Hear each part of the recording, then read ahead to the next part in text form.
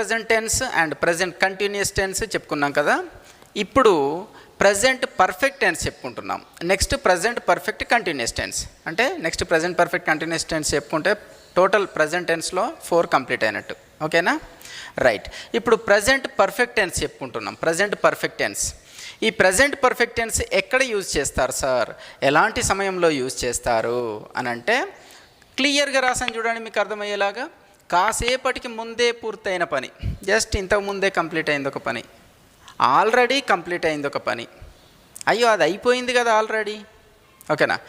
ఇంతకుముందే కంప్లీట్ అయిపోయింది కదా, ఈ మధ్యలోనే కంప్లీట్ అయిపోయింది కదా, అంటే పూర్తయిన పని.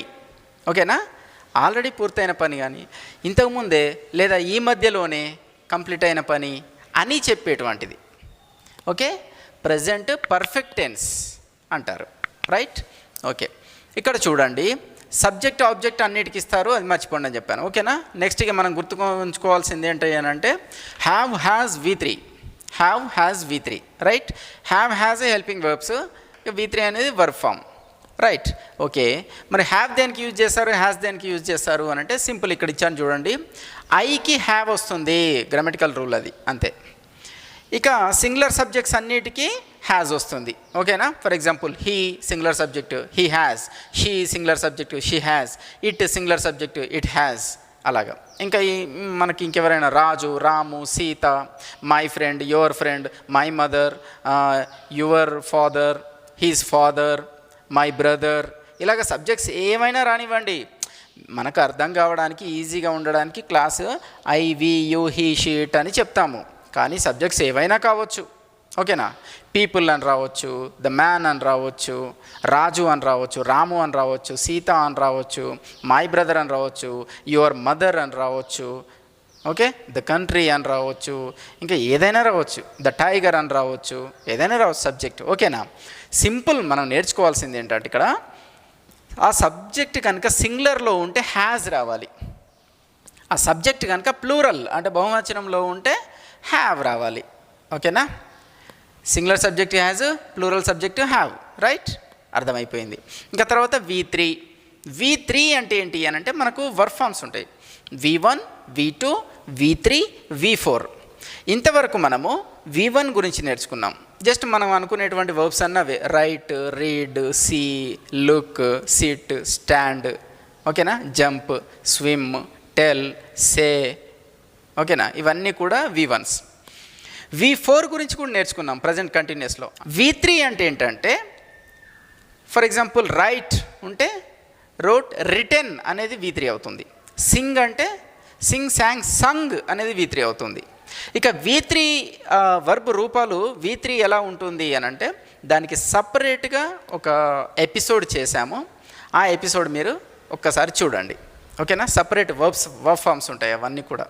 Singh, sang, sung, go, went, gone, do, did, done, swim, swam, swum, speak, spoke, spoken, tell, told, told, catch, caught, cot.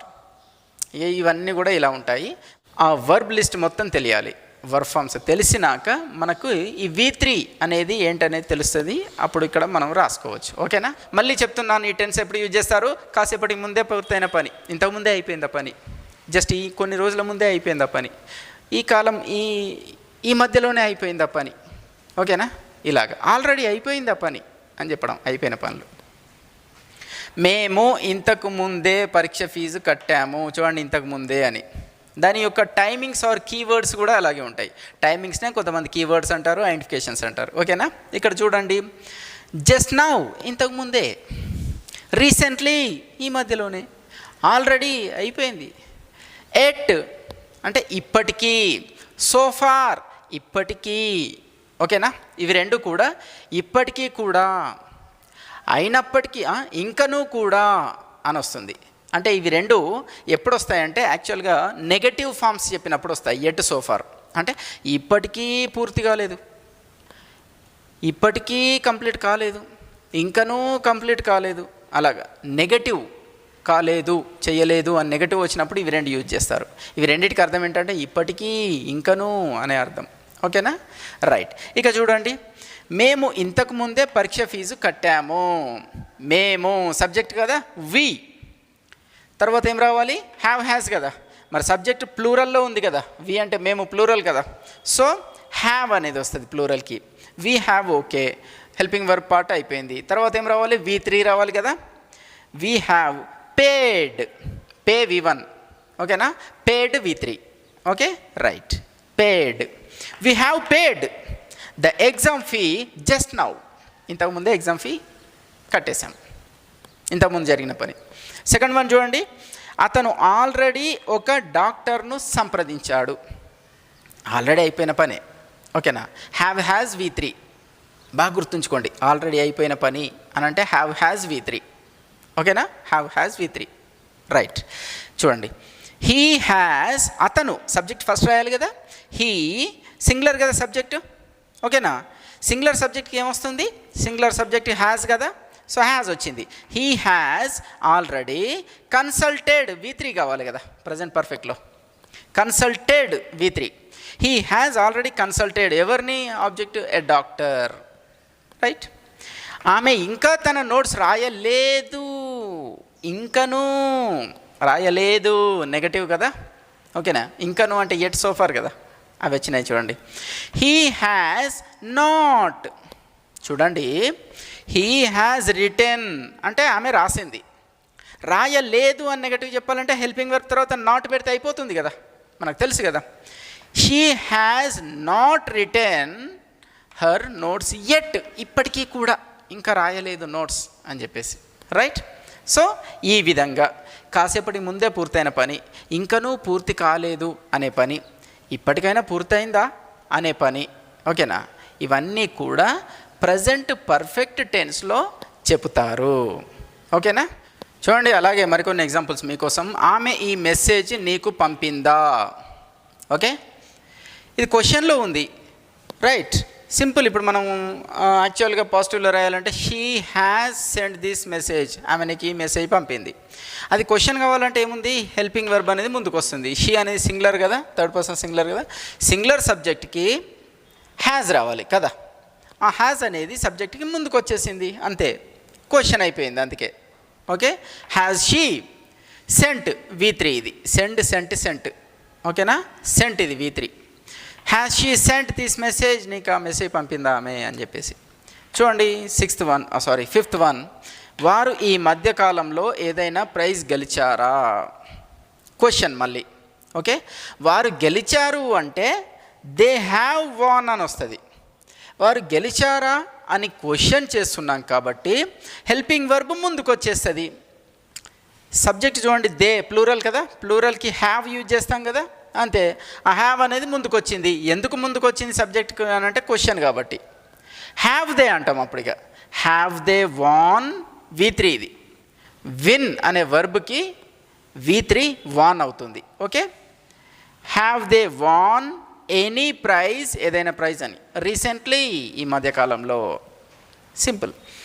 నేను నా ప్రిపరేషన్ ఇప్పటికీ పూర్తి చేయలేదు, నెగటివ్లో ఉంది, ఇది చెయ్యలేదు అని, ఓకేనా? నెగటివ్ అంటే ఏంటి? హెల్పింగ్ వర్బ్ హ్యాజ్ హ్యావ్ ఏదో అది పెట్టేసి నాట్ పెట్టేస్తాం, అంతే కదా. చూడండి, ఐ హ్యావ్ నాట్, ఐకి హ్యావ్ వస్తుంది కదా, right. I have not completed my preparation so far yet, ఇప్పటికీ ఏదైనా కానివ్వండి, ఓకేనా? ఐ హ్యావ్ నాట్ అనాలి, రైట్. ఎందుకంటే ఐకి హ్యావ్ వస్తుంది కాబట్టి, రైట్. ఇప్పటికీ నేను నా ప్రిపరేషన్ పూర్తి చేయలేదు అని చెప్పేసి, రైట్. సో ఇది స్పోకెన్గా ఇట్లా ఉంటుంది, గ్రామర్ పరంగా కూడా ఇట్లా ఉంటుంది. అండ్ ఇప్పుడు కాంపిటేటివ్ పరంగా మరి స్టూడెంట్స్కి క్వశ్చన్ పేపర్స్లో ఎట్లా వస్తుంది అనేది కాంపిటేటివ్ పరంగా కూడా ఒక్కసారి ఇక్కడ చూద్దాం కొన్ని సెంటెన్సెస్, ఓకేనా? చూడండి, అలాగే ఇప్పుడు కాంపిటేటివ్లో ఎలా అడుగుతారు, స్టూడెంట్స్కి ఎలా అడుగుతారు అనేది మనం చూద్దాము. ఇక్కడ చూడండి, she dash participate in the competition just now. ఇంతకుముందే కాంపిటీషన్లో ఆమె పార్టిసిపేట్ చేసింది అని చెప్పేసి. ఇక్కడ డాష్లో ఏం రావాలి అంటే హెల్పింగ్ వర్బ్ అండ్ వర్బ్ రావాలి, అంతే. ఇక సబ్జెక్ట్ ఆబ్జెక్ట్ మర్చిపోండి, అన్నిటికీ ఉంటాయి, చెప్పినా కదా. హెల్పింగ్ వర్బ్ అండ్ వర్బే మనం చేసేటివి, ఓకేనా, టెన్సెస్లో, రైట్. మరి ఏ హెల్పింగ్ వర్బ్ రావాలి ఇక్కడ అంటే హ్యావ్ యాజ్ V3 అని పెట్టేస్తాం. అన్ని కలిపి వస్తే ఆల్ టెన్సెస్ కలిపి వచ్చినప్పుడు ఏ హెల్పింగ్ వర్బ్ ఏ వర్బ్ రావాలో ఎలా తెలుస్తుందంటే ఫస్ట్ ఆ టెన్స్ ఏంటో తెలుసుకోవాలి. ఆ టెన్స్ ఏంటి అనేది, ఆ సెంటెన్స్ యొక్క టెన్స్ ఏంటి తెలుసుకోవాలంటే దానికి మార్గం ఏంటి, కీవర్డ్ ఆర్ టైమింగ్ ఏంటో చూడాలి. సెంటెన్స్లో జస్ట్ నౌ అని ఉంది. జస్ట్ నౌ అంటే అప్పుడు తెలుస్తుంది ఇక మనకు, ఓహో జస్ట్ నౌ అంటే ఆ టైమింగ్ ఎక్కడిది, ప్రజెంట్ పర్ఫెక్ట్ టెన్స్ది కదా అని చెప్పేసి. సెకండ్ స్టెప్ ఏం చేస్తాం ఇక, మరి present perfect tense verb style ఏంటిది అని ఇక్కడికి వచ్చేస్తాం. వచ్చేసి అప్పుడు తెలుసుకుంటాం ఇక హ్యావ్ యాజ్ V3 కదా, ఎస్ హ్యావ్ యాజ్ V3 ఇక్కడ పెట్టేసేయాలి, ఇది ప్రజెంట్ పర్ఫెక్ట్ టెన్స్లో ఉన్నది అని చెప్పేసి మనం అనుకుంటాం. ఓకేనా, రైట్. Have as V3. మరి ఇక్కడ షీ సింగులర్ ఉంది, హ్యావ్ వస్తుందా హ్యాజ్ వస్తుందా, సింగులర్కి హ్యాజ్ వస్తుంది, ఎస్ హ్యాజ్ పెట్టేస్తాం. అలాగే V3 కావాలి కదా, పార్టిసిపేట్, V3 ఏంటి పార్టిసిపేటెడ్, రైట్, ఓకే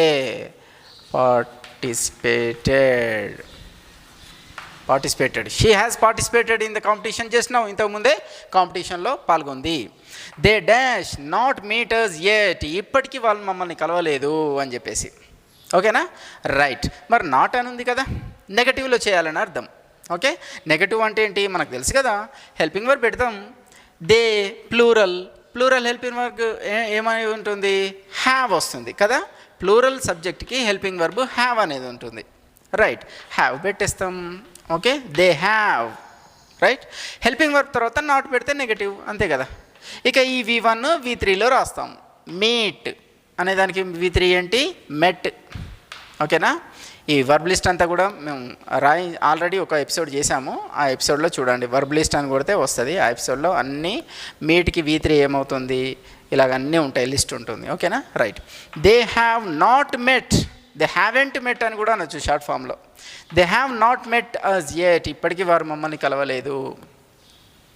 ఇక్కడ చూడండి, సబ్జెక్ట్కి ముందే డాష్ ఉంది అంటే క్వశ్చన్లో ఉన్నదని అర్థం, ఎందుకంటే ఈ సబ్జెక్ట్కి ముందు హెల్పింగ్ వర్బ్ వస్తుంది అని అర్థం. ఓకేనా, క్వశ్చన్లో ఉంటే అంతే కదా, సబ్జెక్ట్ ముందు హెల్పింగ్ వర్బే కదా, రైట్. యు అనేది ఎప్పుడు ప్లూరల్గానే ట్రీట్ చేయాలి గ్రామర్లో అనుకున్నాం కదా, ఎస్. అంటే మరి ప్లూరల్ సబ్జెక్ట్ వచ్చింది కదా, దానికి ఏమొస్తుంది, ప్లూరల్ సబ్జెక్ట్కి హ్యావ్ వస్తుంది కదా. ఆ హ్యావ్ ఇక్కడ రాయండి ఇక, ఎందుకు అనంటే క్వశ్చన్లో ఉంది, ముందే హెల్పింగ్ వర్బ్ రావాలి. హ్యావ్ రాసాం, హ్యావ్ యూ, ఇప్పుడు ఇది రాసేయండి. ఫినిష్ V1 ఉంది, మరి V1 పెడతామా, నో సో ఫార్ అనేది ఉంది కదా, మనకి తెలుస్తుంది ప్రజెంట్ పర్ఫెక్ట్ టెన్స్ అని. V3 కావాలి కదా, కాబట్టి V3 రాయాలి. ఫినిష్డ్, ఓకేనా. Have you finished your work sofa, ఇప్పటికీ నువ్వు కంప్లీట్ చేసావా ఇప్పటికైనా నీ వర్క్ అని అర్థం. ఓకేనా, రైట్. ఫోర్త్ వన్ చూడండి, he dash right the exam just now. ఇంకేముంది, జస్ట్ నౌ వచ్చేసిందిగా, మనం చూస్తాం. జస్ట్ నౌ అనేది ప్రజెంట్ పర్ఫెక్ట్ టెన్స్ అని చెప్పేసి కదా. Have as V3. He singular కదా, ఏమొస్తుంది హ్యాజ్ వస్తుంది. సింగులర్ సబ్జెక్ట్కి ఏమొస్తుంది హ్యాజ్ వస్తుంది. తర్వాత V3 రావాలి కదా, రైట్కి V3 రిటర్న్. ఓకేనా, he has return the exam just now, ఇంతకుముందే ఎగ్జామ్ రాశాడు అతను. అలాగే ఫిఫ్త్ వన్ చూడండి, we send you a message recently, ఈ మధ్యనే మీకు ఒక మెసేజ్ పంపాము అని చెప్పేసి. ఓకేనా, వి ప్లూరల్ కదా, బహువచనం. వీకి ఏమొస్తుంది మరి, ప్లూరల్కి హ్యావ్ వస్తుంది కదా, ఎస్. వీ హ్యావ్, సెండ్కి V3 సెంట్. ఓకేనా, we have sent you a message recently, ఈ మధ్యనే మీకు ఒక మెసేజ్ పంపాము మేము అని చెప్పేసి. సో ఇలాగా ఫస్ట్ మనం కాంపిటేటివ్ కానీ స్టూడెంట్స్ కానీ ఏం చేయాలి అని అంటే, ఇక్కడ ఉన్న identifications or keywords or timings ఇట్లా ఉంటాయి, అవి చూసుకోవాలి. ఈ టైమింగ్స్ దేనికి సంబంధించినవి, ఏ టెన్స్కి అనేది ఏర్పడుతుంది. ఇక ఆ టెన్స్ తెలిసినాక మరి దాని వర్బ్ స్టైల్ ఏంటో తెలుస్తుంది. ఆ వర్బ్ స్టైల్లో జస్ట్ హెల్పింగ్ వర్బ్ అనేది మనం ఈ డాషెస్లో పెట్టేయడమే ఇచ్చినటువంటి సబ్జెక్టుకి అనుగుణంగా.